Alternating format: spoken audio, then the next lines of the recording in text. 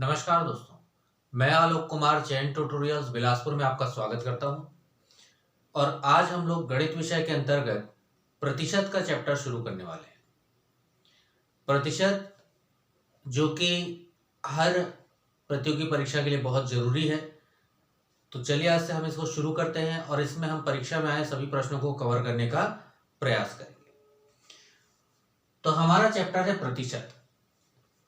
सबसे पहली बात आती है कि प्रतिशत का मतलब होता क्या है। तो देखिए, प्रतिशत को इस प्रकार से लिखते हैं परसेंट, और इसका मतलब होता है 100। ठीक है, प्रतिशत को कैसे लिखते हैं? परसेंट, और इसका मतलब क्या होता है? 100। तो जैसे मान लीजिए किसी ने मुझे कहा कि 10%, किसी ने मुझे कहा 10%, तो इसका मतलब क्या होगा? 10/100। ठीक है, किसी ने मान लीजिए मुझे कहा 20%, क्या कहा? 20%, तो इसका मतलब क्या लिखूंगा मैं? 20/100। ठीक है, तो प्रतिशत का मतलब क्या होता है? परसेंट। प्रतिशत का मतलब क्या होता है? परसेंट। ठीक है, तो प्रतिशत का मतलब क्या होता है? परसेंट, और इसका मतलब कितना होता है? 100। ठीक है, प्रश्न के माध्यम से हम समझते हैं। तो चलिए प्रश्न के माध्यम से हम इसे देखते हैं।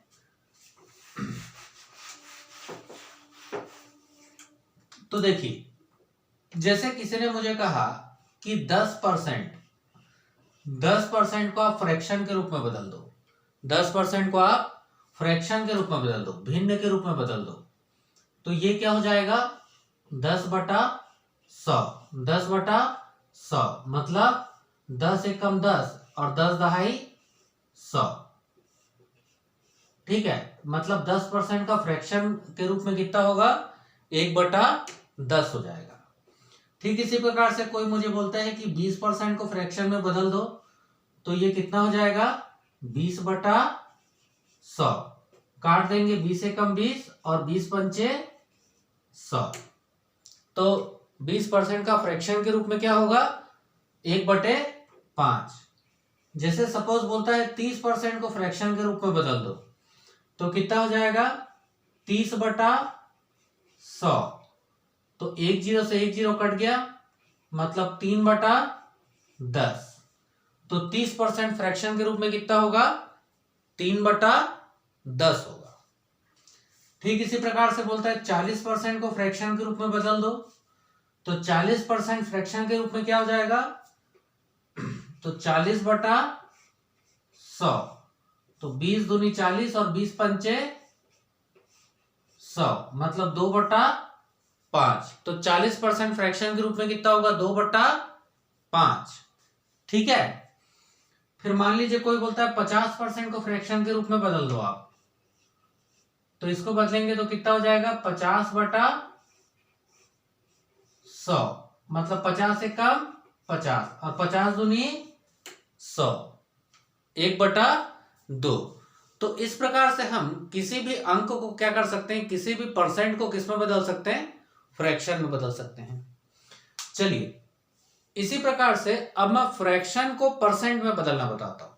याद रखिएगा, अभी मैं आपको प्रश्न हल नहीं करा रहा हूं। ठीक है, अभी मैं बेसिक बता रहा हूं, फिर मैं इसमें टाइप वाइज आपको क्वेश्चन हल कराऊंगा। ठीक है, तो चलो देखते हैं। चलो, तो अब हम देखते हैं कि यदि हमें भिन्न दी गई हो, अर्थात फ्रैक्शन दिया गया हो, तो उसको, फ्रैक्शन को या भिन्न को हम परसेंटेज में कैसे बदलते हैं। ठीक है, तो बेसिक से एकदम शुरू करते हैं।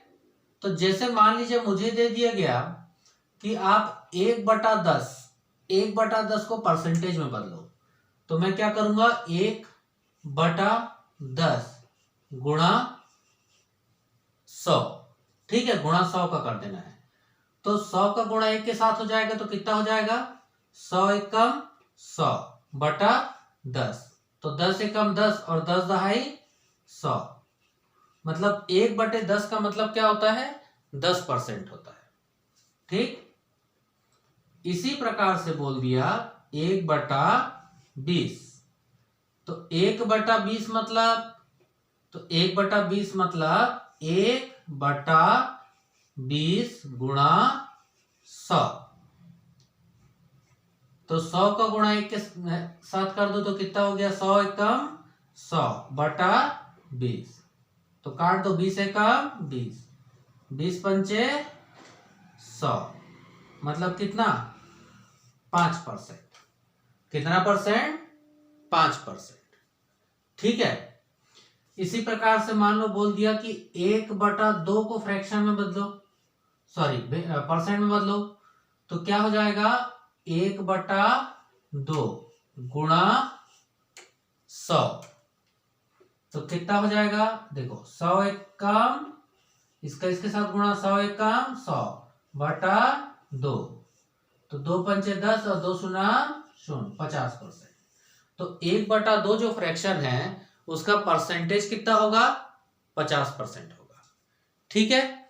तो इस प्रकार से हम लोग इसको क्या कर सकते हैं कि परसेंटेज को फ्रैक्शन में और फ्रैक्शन को फिर से हम लोग परसेंटेज में बदल सकते हैं। ठीक है। चलिए, तो टाइप 1 के अंतर्गत हम अपने पहले प्रश्न में आ जाते हैं। तो देखिए पहला प्रश्न क्या बोलता है, एक व्यक्ति की आय 6,000 रुपए है। एक व्यक्ति की आय 6,000 रुपए है। यदि इसमें 20% की कमी कर दी जाए तो अब इसकी आय कितनी होगी। ठीक है। तो एक व्यक्ति की आय, उसकी आय कितनी है, तो आय है 6,000। 4 विकल्प दिए गए हैं। आय कितनी है, 6,000 है। अब 6,000 में कितने की कमी कर दी गई, 20%। तो सबसे पहले आप क्या कीजिए, 6,000 का 20% निकाल लीजिए। तो 6,000 गुणित 20/100, तो कितना हो गया, 20 एकम 20 और 20 पंचे 100, कट गया। फिर इससे इसको काट लीजिए, 5 एकम 5, 5 एकम 5, 1 बचा, 5 दूनी 10। ठीक है। और 5 शून्य 0, 5 शून्य 0, तो कितना आ गया, कट के 1200। मतलब 6,000 का 20% कितना होता है, 1200। तो आप क्या कीजिए, 6,000 में 1200 को क्या कर दीजिए, माइनस कर दीजिए। तो कितना बच जाएगा आपका, 4800। कितना बचेगा, 4800। मतलब ऑप्शन नंबर 2 सही है। तो अब उस व्यक्ति की आय कितनी होगी, 4800 रुपए होगी। कितनी होगी, 4800 रुपए होगी। ठीक है। चलिए, पहला प्रश्न समझ में आया होगा। और देखते हैं इस प्रकार का क्वेश्चन अपन, दूसरा प्रश्न देखते हैं हम लोग। चलिए, तो टाइप 1 के अंतर्गत अपन दूसरा क्वेश्चन देखते हैं। तो दूसरे क्वेश्चन में देखिए क्या लिखा हुआ है कि एक गाड़ी की चाल 75 किलोमीटर प्रति घंटा है। एक गाड़ी की चाल 75 किलोमीटर प्रति घंटा है। इसमें 10% की कमी कर दी जाती है। इसमें 10% की कमी कर दी जाती है। तो अब गाड़ी की चाल कितनी होगी। मतलब एक गाड़ी की चाल 75 किलोमीटर प्रति घंटा थी और जिसमें कितने की कमी कर दी गई, 75% की कमी कर दी गई। तो अब गाड़ी की चाल कितनी हो जाएगी। तो चलिए देखते हैं। तो गाड़ी की चाल एक्चुअल में थी कितनी, तो गाड़ी की चाल थी 75 किलोमीटर प्रति घंटा। ठीक। इसमें कितने की कमी की गई, 75 में 10%, मतलब 10/100। ठीक है। तो इसको काट लीजिए आप। तो 0 से कितना कट गया, 0, 0 से 0 कट गया यहां पर। तो 0 से 0 कट गया तो बच गया कितना, 75/10। 75/10। तो देखिए 75 को कैसे काट देंगे, 10 से काटेंगे हम, तो कितने बार में जाएगा, 10 सत्ते 70, 10 सत्ते 70, बचा कितना, 5, पॉइंट लगाए, 0 बढ़ाए, 10 पंचे 50, ये कट गया। मतलब कितने की कमी हुई, 7.5 किलोमीटर प्रति घंटे की कमी होगी उसमें। तो है कितना, है अपना 75 और इसमें माइनस कर देंगे कितना, 7.5, तो आएगा कितना, कितना आएगा देख के बताओ, कितना आएगा, 67.5। ऑप्शन नंबर डी सही है। तो अब गाड़ी की चाल कितनी हो जाएगी, 67.5 किलोमीटर प्रति घंटा। कुछ नहीं करना रहता है, जितना परसेंटेज बोला है उतना निकालो और प्लस या माइनस कर दो जैसा बोला है। ठीक है, अगला क्वेश्चन देखते हैं हम लोग। चलिए अगला प्रश्न हम लोग देखते हैं प्रतिशतता में अपना टाइप 1 के अंतर्गत ही। एक व्यक्ति की आय 1000 रुपए से बढ़ाकर 1500 रुपए कर दी गई, तो उसकी आय में कितने प्रतिशत की वृद्धि हुई है? तो पहले उसकी आय थी 1000 और 1000 से बढ़ाकर कितना कर दिया? 1500 कर दिया। आय को 1000 से बढ़ा करके कितना कर दिया? 1500 रुपए कर दिया। तो देखो उसकी आय पहले कितनी थी? 1000 थी। 1000 से बढ़ा के उसने किया कितना किया? 1500। मतलब सीधी सी बात है 1500 माइनस 1000, मतलब उसकी आय में कितना रुपया बढ़ा है? 500 रुपए। कितना रुपया बढ़ा है? 500 रुपए बढ़ा है। ठीक है, तो अब इसको हल कैसे करना है? तो देखो निश्चित बात है कि उसकी आय में क्या हुई है? वृद्धि हुई है। आय में क्या हुई है? वृद्धि हुई है। तो वृद्धि बराबर बढ़ी हुई रकम। बढ़ी हुई रकम कितनी है? 500 गुणा 100, क्योंकि प्रतिशतता ज्ञात करनी है।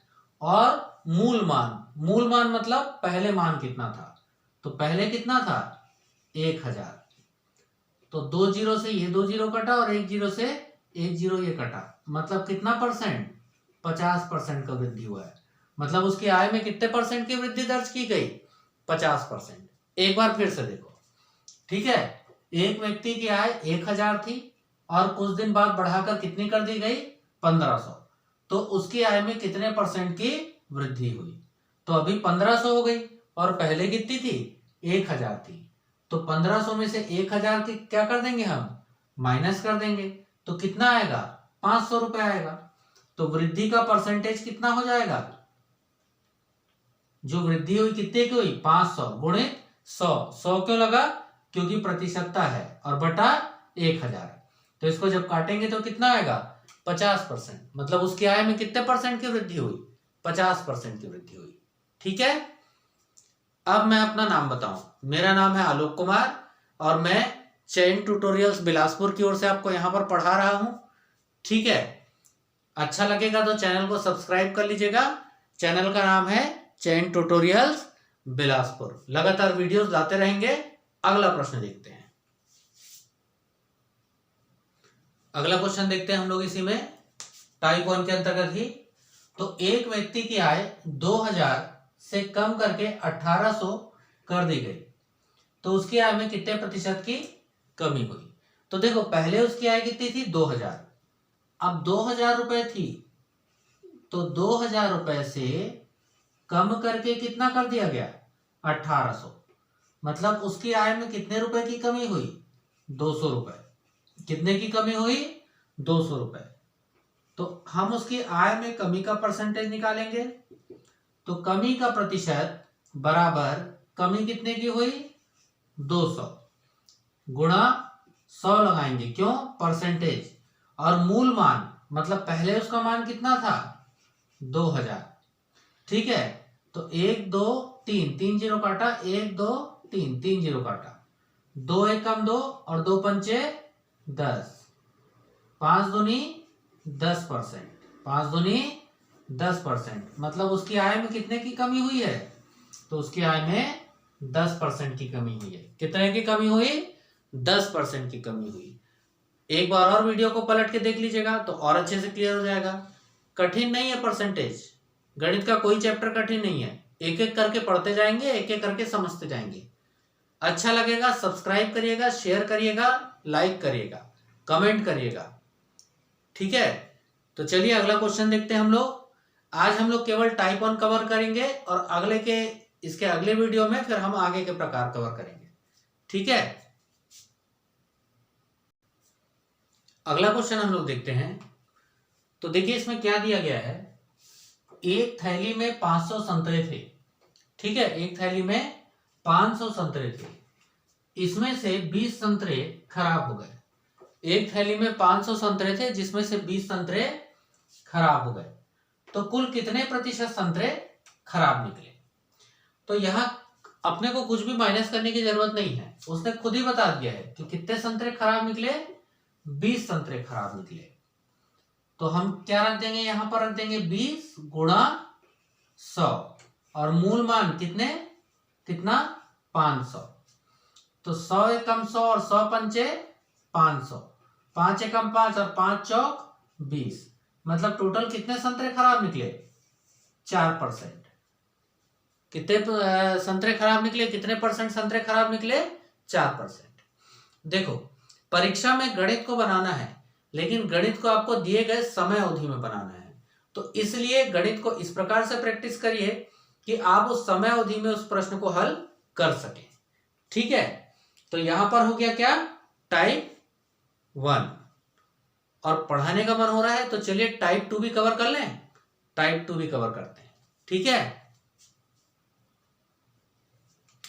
तो चलिए टाइप 2 के अंतर्गत हमारा जो पहला प्रश्न है, पहला प्रश्न हम देखते हैं कि ए की आय बी से 10% कम है।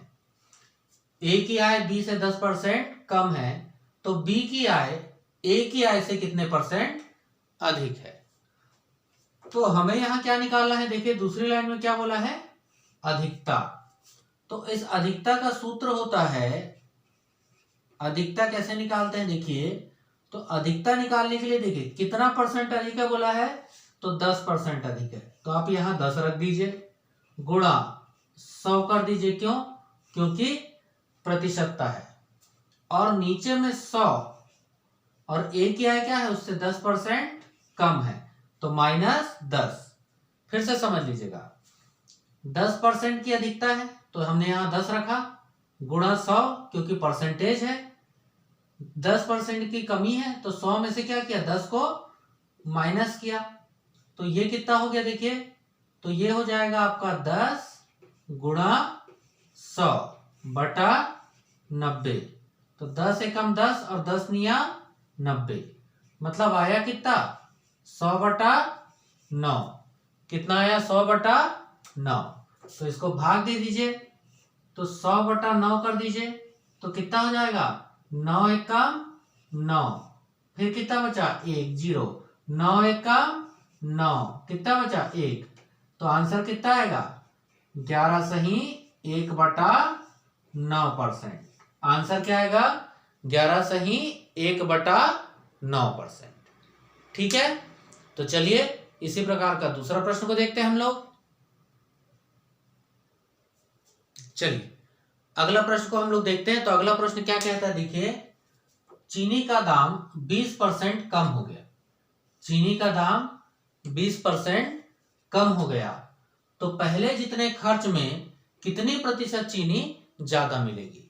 चीनी का दाम 20% कम हो गया, तो पहले जितने खर्च में कितने प्रतिशत चीनी ज्यादा मिलेगी, तो ज्यादा मिलेगी अधिक मिलेगी, तो इसका सूत्र क्या होता है, तो यह है अधिक बराबर कितना 20 गुणा 100।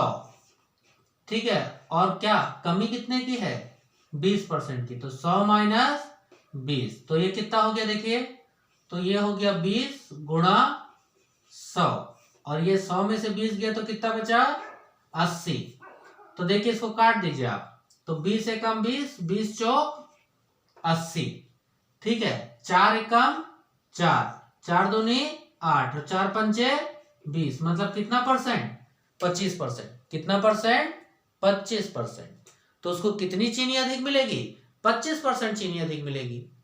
ठीक है, एक प्रश्न और देख लेते हैं। देखिए अगला प्रश्न देखते हैं, आज का आखिरी प्रश्न, एक पुस्तक का दाम 10% कम हो गया, इसे कितने प्रतिशत अधिक में बेचा जाए कि खर्च पर कोई भी फर्क ना पड़े, है ना। तो देखिए